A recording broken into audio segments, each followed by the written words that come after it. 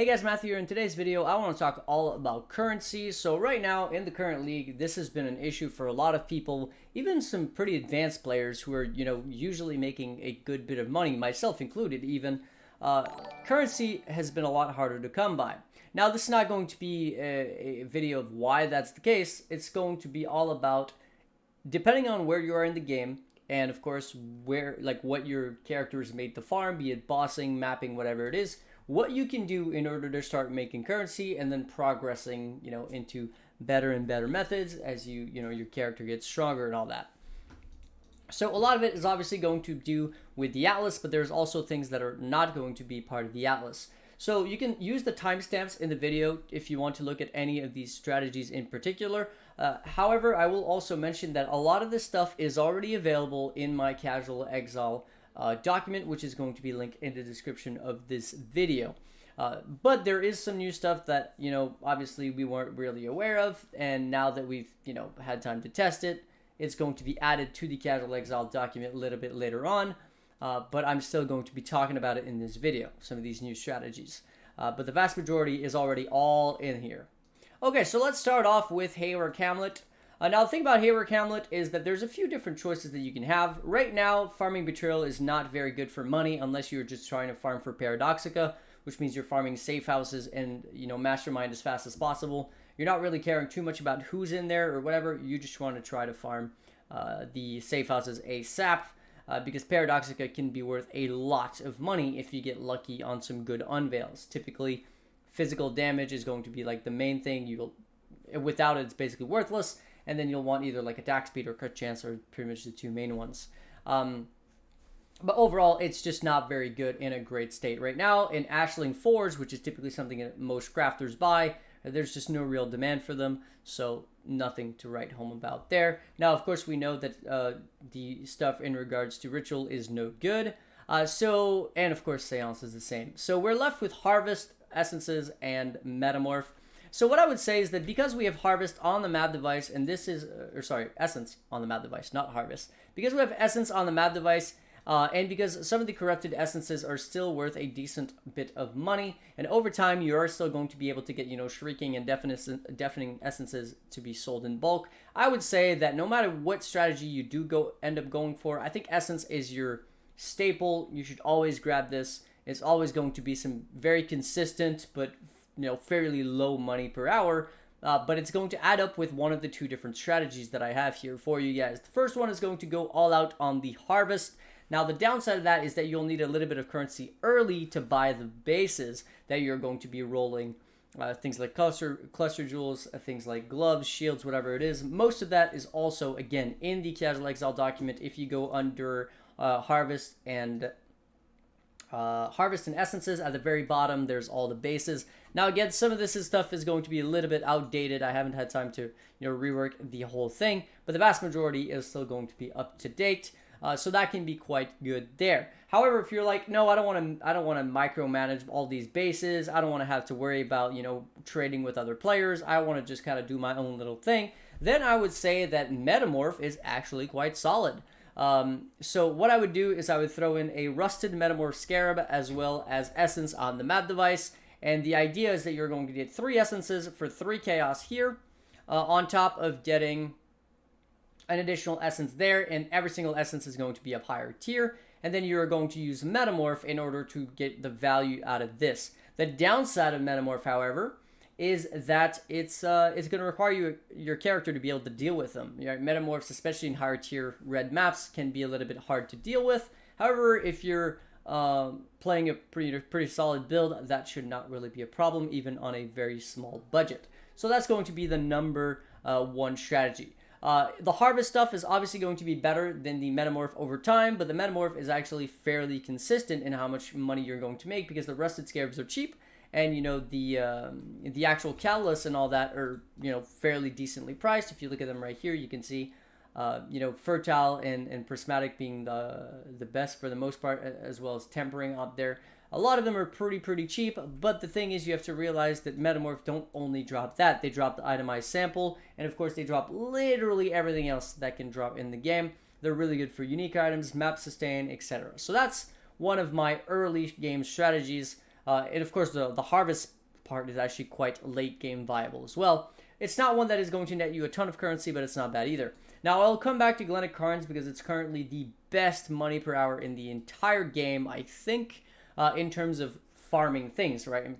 You can make more through crafting and flipping, but in terms of farming the game, that's going to be it. All right, Valdo's Rest. So Valdo's Rest is an interesting region right now. Now, divine farming is not really too big of a deal, so we're going to put that aside.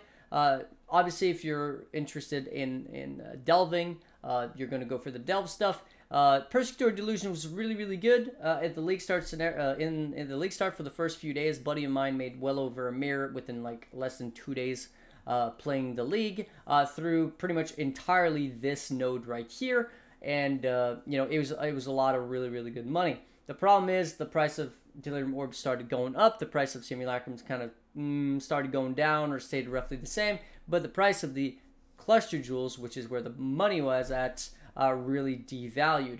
Now, if you're looking forward to potentially doing this strategy in the future, I have a video about it that I released sometime in the middle of last league as part of my Get Rich Quick series, which was this one right here, Unique Cluster Jewel Farming, and it really didn't really catch at all. It only had 14,000 views compared to, say, my Endless Heist video, which was also a great strategy for League Start, by the way. But this one was really, really good, so I'm surprised why no one really paid attention to it too much. But yeah, really, really good strategy. However, at this point in time, it's no longer really a thing. Now, if you're going to Valdo, it's all going to be about Blighted Maps. So what you're going to want to do is, what you're going to want to do is come up here in the Valdo's Rest region, and you're going to go for Blight alongside the Harbinger stuff. So what you'll do is you'll either use Blight on your map device. Now, Blight on your map device is, pretty end game. It's going to require you to have basically your entirety of your Atlas. For most people, you're probably just going to end up using a Blight Scarab. But because we have Blight on the map device, the Blight Scarabs are, priced accordingly, so they're not too expensive. And you're going to go with Spores on the Wind. So this is going to give you, 1 out of 20 of your maps that do drop are going to have area contains a Blight encounter, which is just going to save you that Blight Scarab for that one map. Also, immune response, so it's 100% more non-unique monsters, which is really good for, juicing and just regular map sustain, drops in general currency, etc. And then Blight monsters in area spawn 150% faster, which means the Blights are a lot less time consuming, so you can do more of them. Now, this will make it harder to do, which means you'll probably have to, use the towers, but, that's kind of what the Blight is all about. And then the big node, the big money maker, is going to be Epidemiology, which is Blight chests and arrows have a 100% chance to contain Blighted Maps. This is essentially what you're going to go for. Now, you could pair this up with the exotic Watchstones, which also gives you more chance to contain Blighted Maps and oils, if I remember correctly. But personally, I don't think it's that viable that I would invest that much into it. You could, however, if you wanted to. I would just slap on a rusted Blight Scarab in order to get the Blights in every single map. And then I would also use a rusted or even a polished Harbinger Scarab alongside Ominous Arrival, which would give you 2 or 3 Harbingers alongside Diplomaticus Court. Now, the thing about this 30% to be replaced by a powerful Harbinger boss is it's for every single Metamorph in your map, and it's treated individually, which means if you have 1 Harbinger, it's only a 30% chance, but if you have like 3, it's a 90% chance that you have one of them that is going to be a powerful Harbinger boss, which comes with a bunch of small Harbingers, and they can give you quite a bit of, shards for some higher tier currencies, such as Exiles and Nulls, stuff like that, also Ancients and whatnot. And by focusing on this strategy, you could even, potentially drop a Mirror Shard, which would be pretty awesome. But most of your money is just going to be consistent currency gains through these, big Metamorphs and these small ones as well. I don't know why I keep calling them Metamorphs. They're called Harbingers. And, of course, through the various Blighted Maps that you will get. I'll come back to Blighted Maps a little bit later on. But otherwise, the rest I would pretty much ignore for now. Which brings us to Lira Arthain, which I think is currently probably the best way to make currency in the entry-level market. So if you're somebody who's looking for something pretty entry-level, this is where I would put my time in. And that is going to be mostly because of Expedition and also Breach. So obviously, Expedition here, Distinguished Demolitionist, gives you additional explosive radius, which is really nice because you can get more stuff to pop every single time. And number of explosions, which means, again, you can pop more stuff. Ancient Writings is pretty good. Remnants have 40% chance to have an additional suffix, and Expedition have +2 remnants. That just means more rewards, but what you're really after is Buried Knowledge. 50% quantity of Expedition logbooks dropped by runic monsters. So what you're going to do here essentially is you're going to focus on runic monsters. If you don't know what the runic monsters are, they are the little skulls, right? There's big skulls on some like wooden pieces or whatever. Those are the runic monsters, and this is what you want to focus on. Not the chest, nothing like that. It's really those skulls, and you want to try to get as many of the big ones as possible because those are the runic monsters and the ones that are going to give you those juicy logbooks. Now, not all of the currency, or even a majority of the currency, is going to come from logbook. A lot of it is going to be coinages, because you remember you're getting more explosives, you're getting bigger radius, so you're getting a lot of monsters to spawn, and that's going to be that. The cool thing about this is that despite the fact that we don't have Expedition on the map device or anything like that, there are Expedition Scarabs. So what I would use is Rusted Expedition Scarab. Again, some entry-level stuff. You're just going in there, trying to get it done as fast as possible, and going to the next map.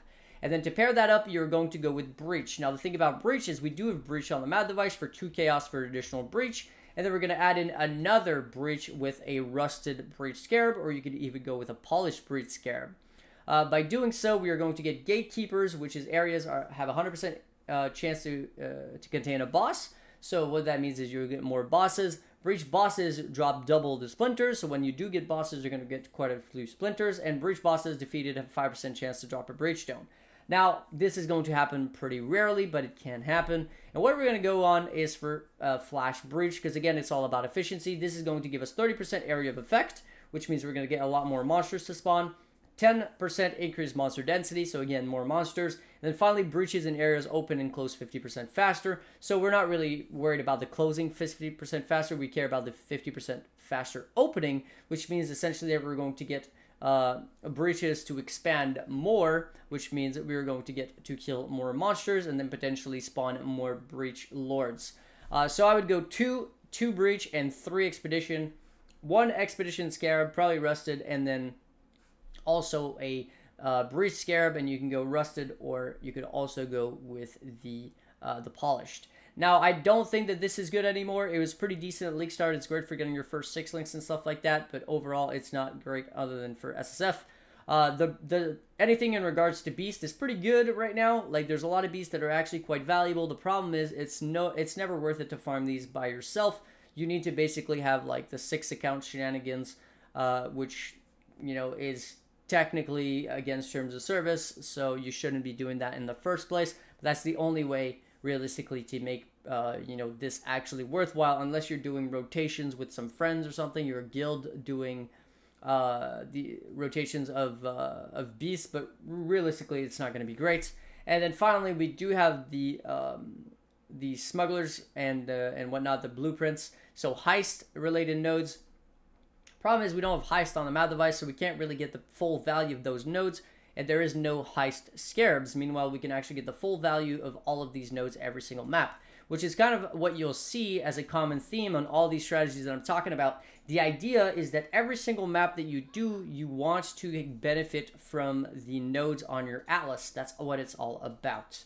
Okay, and then finally, this brings us to what is currently the best farming strategy on the entirety of the atlas in terms of farming maps. That is Nemesis 3. So if you don't know what Nemesis 3 is, it's a Sextant modifier, which gives you Nemesis monsters, or rare Nemesis monsters, drop an additional 3 basic currency items, and that could be anything, from Skull of Wisdoms to alterations to exalts, alchemies, chaos, whatever. All of this basic bubblegum currency. The only thing it can't drop is things that are basically related to League mechanics. So, for example, the tainted currencies, those are related to Scourge League, therefore they can't be dropped, or things like, for example, Harbinger shards, right?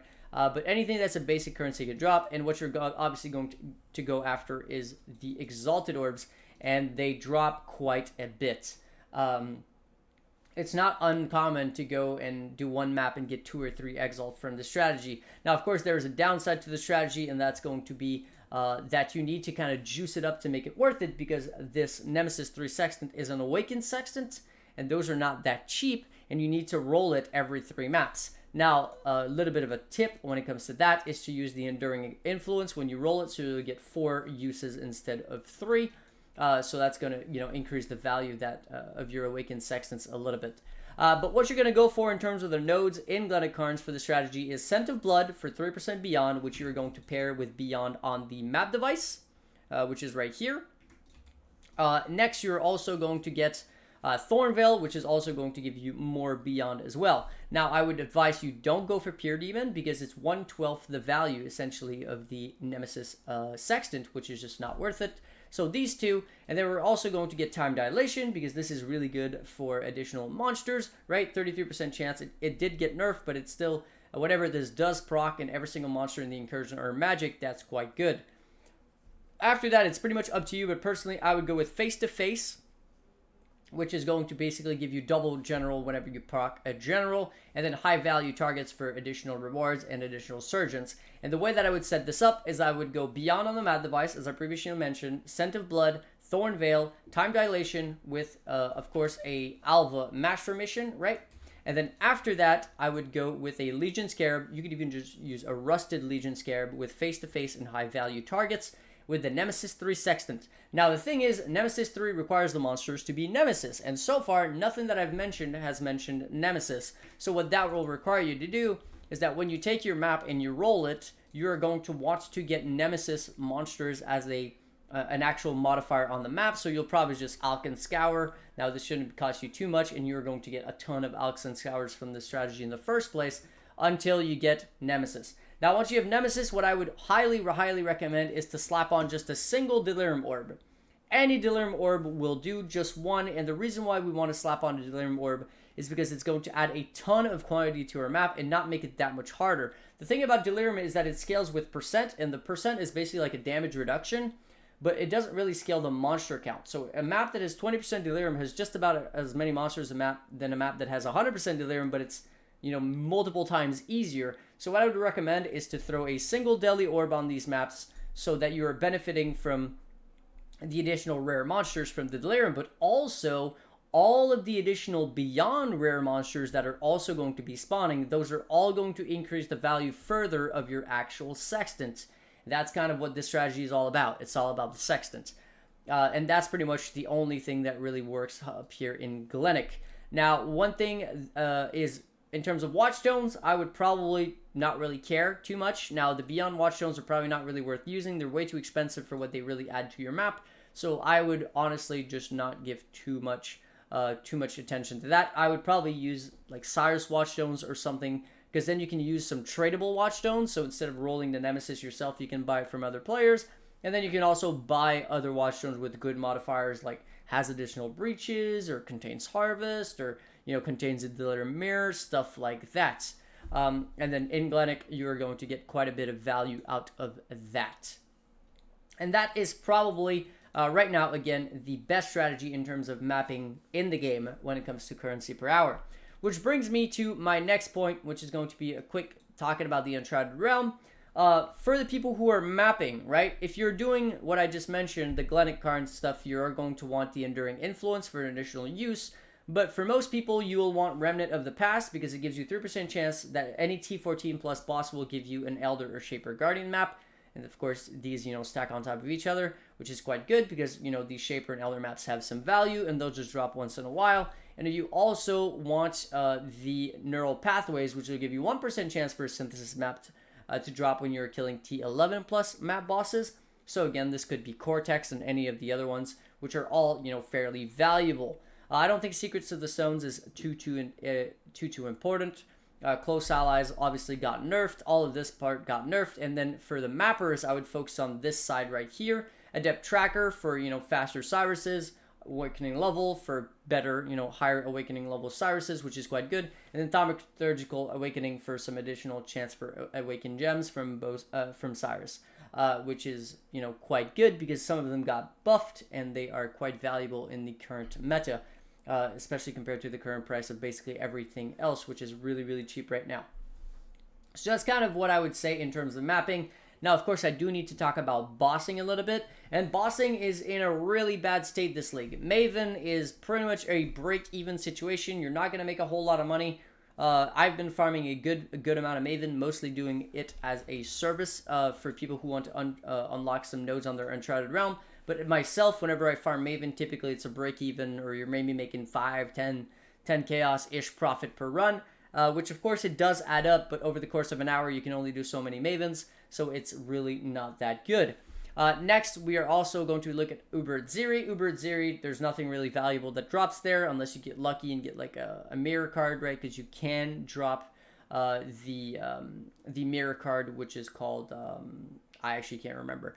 But yeah, the one that is a 9 set for a mirror, you can drop this. It's the only place in the game where you can drop that. But of course, you're not going to drop that because it's rare as hell. Most of those cards, House of Mirrors is what they're called, come from stacked decks for the most part. Normal Atziri, now the price of the boots, Atziri Step, has been staying roughly around 40 chaos, which is half an X. The problem is it's about a 12% chance to drop, which means you're going to have to farm quite a few of them just to get a single pair of boots to make half an Exalt. And, you know, Atziri is a pretty time-consuming boss, so I don't think Atziri is that good. I don't think Uber Atziri is that good. I don't think Maven is good. I don't think Elder is particularly good either, unfortunately. There doesn't seem to be too much currency there. However, now we have Shaper and Uber Elder, and those two are quite decent. So the thing about Shaper is that you can pair it up with this node here, and then you get Shaper drops 3 additional Shaper items. The thing about Shaper is everything he drops is going to be item level 86. So all of those item level 86 bases that people care about for crafting are going to have some value. Be it the helmets, because lab runners want to enchant item level 86 helmets, or be it weapons or shields or bows that people want as bases to craft further on. People are wanting high item levels, so those are going to sell for, at least a few chaos each. And then the Shaper items could be Atlas bases, so it could be a Shaper Crystal Belt, Shaper Opal Ring, right? There's a lot of really good bases in there. And the thing is, Shaper is technically free. So if you look at the price of Shaper sets right now, the fragments go for about 6 or 7 C each. So you've got 14 plus 12, which is 26 C for the sets. And if you look at the price of Fragment of Shape or Knowledge, they are both more expensive than that. So what that means essentially is that you are guaranteed profit when farming Shaper. Now, I'm not guaranteed that you're going to make a ton of profit, because if you don't drop anything else, you're really just making about 10 C, and Shaper is fairly time consuming. But if you look at like Starforge is worth 1.2x, Dying Sun is worth about half an X, Solstice is worth about 2/3 of an X. There is some value there. Now, of course, Shaper's Touch and Voidwalkers are the most common drops. Voidwalkers, there's nothing you can do with. But Shaper's Touch, there's actually something you can do with them. You can corrupt them. And if you get a good corruption, like Elemental Weakness, +1 gems, or even, vulnerability on hit, any of those can actually be worth quite a good money, especially if you crangle them further afterwards. With the league mechanic, you can definitely get quite some value there. So Shaper is basically not great money per hour, but it's guaranteed. And then you have a little bit more of a gambling with Uber Elder. So the thing about Uber Elder is that the sets are pretty expensive, right? You'll be paying about 100 C per set to be able to do an Uber Elder, and most of the drops are really worthless, right? Voidforge, you're losing money. Indigon, Market the Shaper, Market the Elder. You're pretty much losing money off of literally everything except Eternity Shroud will be a little bit of profit. Void Fletcher will be a little profit. But the main money is going to be coming from Watcher's Eyes. So, of course, you can sell them unidentified. And you are going to be getting a Watcher's Eyes about every 3 runs if you have Gaze into the Abyss. Because it's got about a 25% chance to drop a Watcher's Eye. And then when you add this on top, it becomes about a 35%. So about every 3 Uber Elder runs, on average, you will get a Watcher's Eyes. And you can sell it unidentified for basically more than the value of those 3 runs. So it's kind of guaranteed profit, and then everything else that you drop, again, it's a high item level boss. All these items are going to be 86. It drops Shaper items, it drops Elder items, it drops, of course, regular good bases. There's a lot of potential for decent profit there. It's not amazing. It's definitely nowhere near as good as it's been in some of the past leagues, but it's still not that bad either. So this is kind of the situation for bossing right now. Now, of course, I need to talk about the invitations. None of them are particularly incredible. The Shaper invitation, the Elder invitation, the Memory invitations are all pretty much a loss of currency, but you do need to do them to unlock your nodes for the Uncharted realm. So, but after that, in terms of farming them for profit, not really, because Maven's writs right now are less than 40 C. So that means that, if the invitation is worth 20 C and you're getting 5 Maven's or Crescent Splinters, which is the fragments for Maven's writs, because you're doing a 100% quantity, you're literally breaking even. And that's if you can manage that. If you have to run them white because your character is not capable or something of running them super juiced up, you're making nothing. You're literally going to lose money. So it's really just for people who are looking to get their nodes from their Uncharted realm. Then we have the hidden, same situation there, not good at all. And then you have the feared. So the feared includes Cortex, Uber Atziri, and then Elder, Shaper, or Uber Elder, which is both Shaper and Elder, and then of course Chayula. Chayula is a pure loss currently. Their blessing is not really worth anything. Uber Atziri is also kind of a pure loss. Cortex is somewhat of a pure loss. It's basically a gamble. Most of the time you'll basically lose money unless you get a Bottled Faith. And then Shaper and Elder I've already talked about, and Uber Elder as well. So the thing is, basically every individual piece of the feared is just about break even or so if you're not getting any sort of lucky drops. So you're not really going to lose money, but you're not going to make a ton. But the thing is, if you do it enough, you are going to get those big drops from both the the Elder, the Shaper, the Uber Elder, the whatever it is, right? You're going to get those big drops, and then when you do, or especially Cortex as well, Bottled Faith, but then when you do the feared, you're essentially doubling the value every single one of those bosses that you did, right? Because you're killing Cortex again without paying for it again. You're just paying for the invitation. Most of the time, you're going to self-sustain it anyways. So there's definitely some profit to be made from farming the feared. However, you need a character that is capable of farming the feared, and you're not really going to make any profit if you're farming it white. You will definitely want to juice it up to increase your odds of getting, some good rewards from it. Now, one thing that I will say, however, is that it doesn't seem that the uniques are affected by quantity. So running a 0 quantity feared and a 100 quantity feared does not seem to affect the drop rate of, say, Watcher's Eyes or Bottled Faith or anything like that. But it does affect everything else. And of course, for example, Maven Ritz Fragments. Now, those are not worth that much this league, but there's also everything else. I know quite a few people who have dropped even mirrors from farming the feared. It definitely has some increased drop rate for some of the rarer stuff in the game, which is quite cool.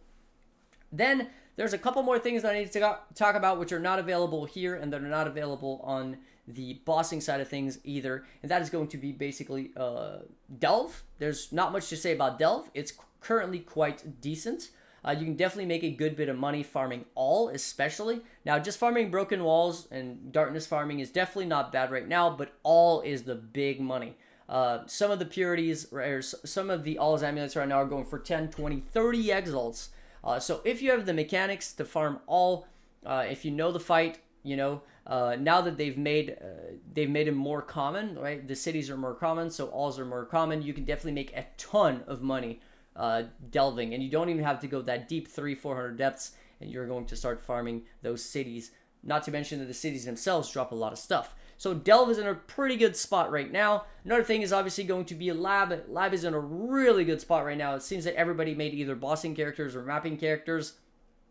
So the lab running scene is very, very open right now, and there's only like a very, very very few people who are actually doing lab running services.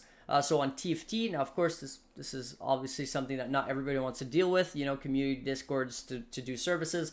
But the thing is, the services are selling for basically the same price that they were selling last league, but this league everything is significantly cheaper. So those guys are making way more money essentially in contrast to everybody else. So Uber Lab farming and of course Gift of the Goddess, especially for those 7 enchants, is really big money right now if you have a build that can do it.